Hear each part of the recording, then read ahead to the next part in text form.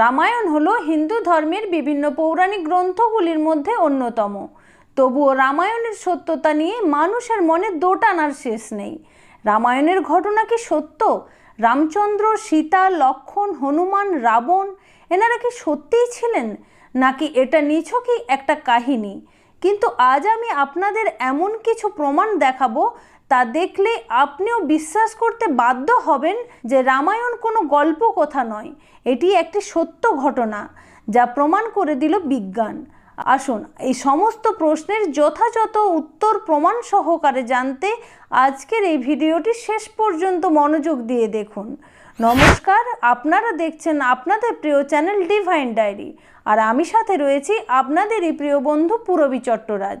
বাল্মীকি রামায়ণে এমন কিছু ঘটনার উল্লেখ রয়েছে যা দেখলে আপনি আমি সবার মনে সন্দেহ সৃষ্টি হতে পারে যে রামায়ণ কাল্পনিক। যেমন রাবণের 10টি মাথা ছিল, আবার হনুমান তার ইচ্ছা মতো নিজের আকৃতি পরিবর্তন করতে পারতেন, হনুমান উড়তে পারতেন ইত্যাদি কাহিনীগুলি থেকে মনে হতেই পারে রামায়ণ কাল্পনিক।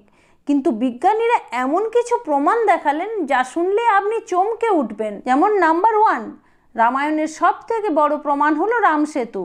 যখন নাসা তার স্যাটেলাইটের মাধ্যমে এই রামসেতুর চিত্র তুলে ধরেন, তখন এটা দেখে সবাই অবাক হয়ে যান। স্পেসিফিক ওশানের ফুটেজে এই স্থানে একটি পাথর দিয়ে তৈরি লাইন দেখতে পাওয়া যায়।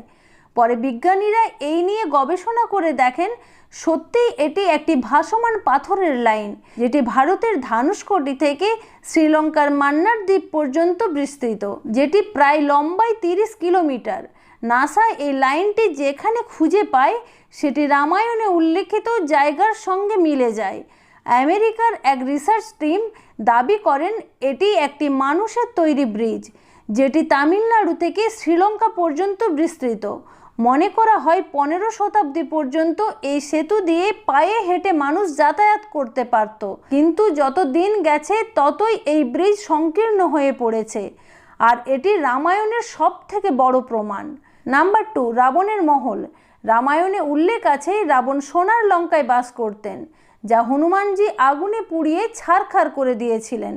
শ্রীলঙ্কায় বিজ্ঞানীরা এমন এক মহলের সন্ধান পান যা রামায়ণের সময়ের বলেই প্রমাণ পাওয়া যায়। শ্রীলঙ্কার সরকার দাবি করেন যে এটি রাবণের মহল। এই মহল থেকেই অনেকগুলি গুপ্ত রাস্তা পাওয়া যায়, যেগুলি শহরের বিভিন্ন প্রান্তের সঙ্গে মিলে যায়, কিন্তু পরীক্ষা করে দেখা যায় এই গুহাপথগুলি মানুষের তৈরি। রামায়ণ অনুসারে রাবণ যে কোনো সময় যে কোনো জায়গায় পৌঁছে যেতেন। এই সব গুপ্ত রাস্তা দিয়েই সহজেই শহরের যে কোনো প্রান্তে পৌঁছে যেতেন রাবণ। নাম্বার 3, রামায়ণে উল্লেখিত অশোক বাটিকা, যেখানে রাবণ বন্দি করে রেখেছিলেন মাতা সীতাকে। এই অশোক বাটিকা এখনও রয়েছে শ্রীলঙ্কাতে। রামায়ণে অশোক বাটিকার যেরকম বিবরণ পাওয়া যায়, এই অশোক বাটিকার সঙ্গে হুবহু মিলে যায়। জানা যায় এই অশোক বাটিকা এতটাই রহস্যময় ছিল, হনুমানজিকেও মাতা সীতাকে খুঁজে পেতে অনেক পরিশ্রম করতে হয়েছিল।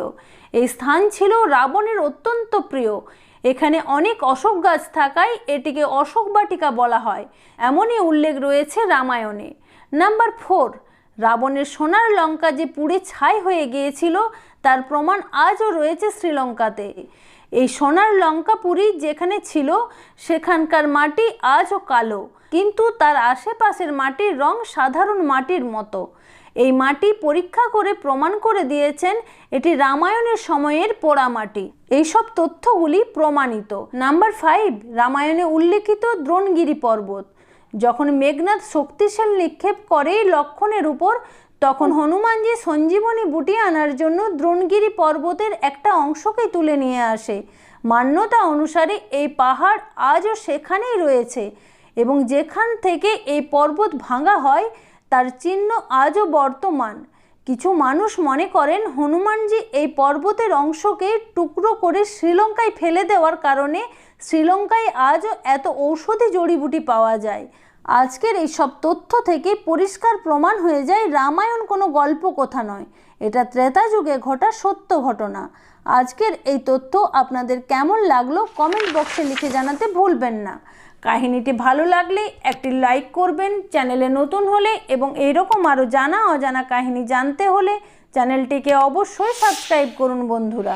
আজ এই পর্যন্তই, দেখা হচ্ছে খুব শীঘ্রই এইরকম একটি কাহিনীর চুলচেরা বিশ্লেষণ নিয়ে। ততক্ষণ ভালো থাকবেন, ধন্যবাদ।